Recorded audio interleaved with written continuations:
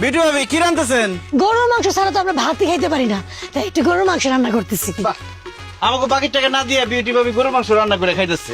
তো বিউটি ভাবির বাকি কত পড়ছে দেখি। বিউটি ভাবি 12,320। ওঠা এই উঠা মানে খবরদার আমার কাছে আসবি না, আমার বিয়ে হয়েছে, আমার জামাই আছে কিন্তু। এই আপনার কেন উড়াইতেছে? আমি কি আপনার উড়াইতে পারবো? বাইক হচ্ছে গরুর মাংস উড়াইতে। গরুর মাংস নিবি না, বাইরে নিস না, বাইরে অনেকদিন পরে খাইতে নিছি, আমার শাশুড়ি একটু খাইতে চাইছে, আউস কইরা নিস না। বাকি টাকা না দিলে খালি গরুর মাংস না, আপনি শুধু উঠাই লইতাম, আপনার শাশুড়ি শুধু উঠাই লইতাম। হায় হায় রে, এত কষ্ট করে গরুর মাংস রান্না করছি, মকলেস তুই নিয়ে গেলি তো, তুই পারলে টাকা উঠাইস, তোর বাকির টাকা আমি জিন্দেগিতে দিব না।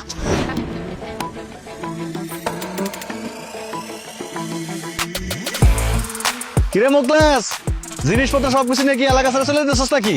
বাকির টাকা উঠাইতেছি, যে যে বাকির টাকা না দিতেছে তার ঘরের থেকে সব জিনিসপত্র লই যাচ্ছি। ঠিক আছে উঠা উঠা। এই খারা খারা খারা, এই ওর কাছে কয় টাকা পাই? 5,500। কয় টাকা দে? আমার কাছে তো টাকা নাই এখন। এই আর মোবাইল উঠা। হ্যাঁ বেটা কি কস? এই ধর ধর ধর।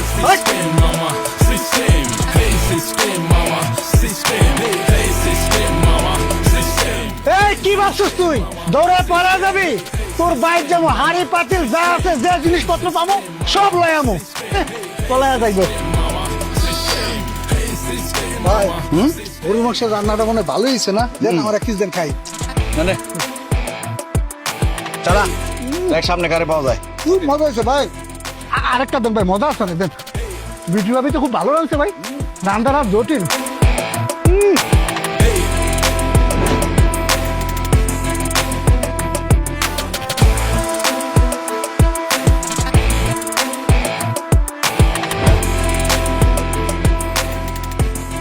হানিফ, তাহলে কত টাকা কালেকশন হইলো?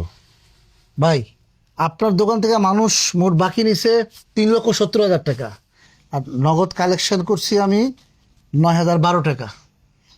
আর সাইকেল, ছাগল, চেয়ার, টেবিল, হাড়ি পাতিল, টিভি, হাঁস মুরগি এগুলা যে নিয়ে আইছি সব যদি বেশি তাহলে কত 50-60,000 টাকা বেচতে পারবো।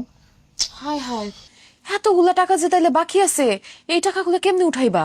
খুব সহজ, এখন একটা হালখাতা দিমু, সবাই আমার বাড়িতে এসে হালখাতা খাইবো, তখন সব টাকা দিয়ে দেবো শ্বশুর করে। এসব তুমি কি কও? তোমার গ্রামের মানুষজন যেই হারামি, আমার ব্যবসার সব ফর্মুলা নষ্ট করে দিছে। দেখা যাবো হালখাতার খাওয়া ঠিকই খাওয়া যাইবো, কিন্তু 1 টাকাও ফেরত দিব না। কি যে বলো তুমি!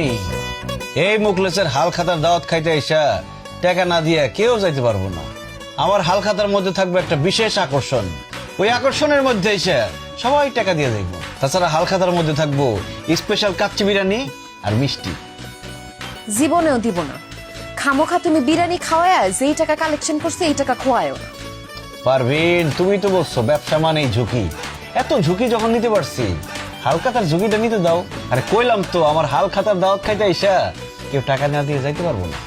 হানিফ ভাই সবাইরে দাওয়াত দিয়া দে যে আগামী শুক্রবার আমার বাড়িতে হালখাতার ব্যবস্থা আছে, সাথে কাচ্চি বিরিয়ানি এবং মিষ্টির ব্যবস্থা আছে, কারণ বাঙালি আর যত যাই করুক কাচ্চি খাওয়া মিস করবো না।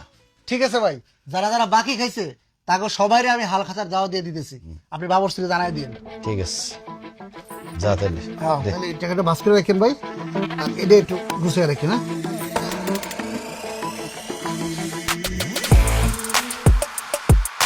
এমন হালখাতার আয়োজন করুম, এটা হইব সবার জীবনের স্মরণীয় হালখাতা। মুকলেসের লগে বাইতলামি।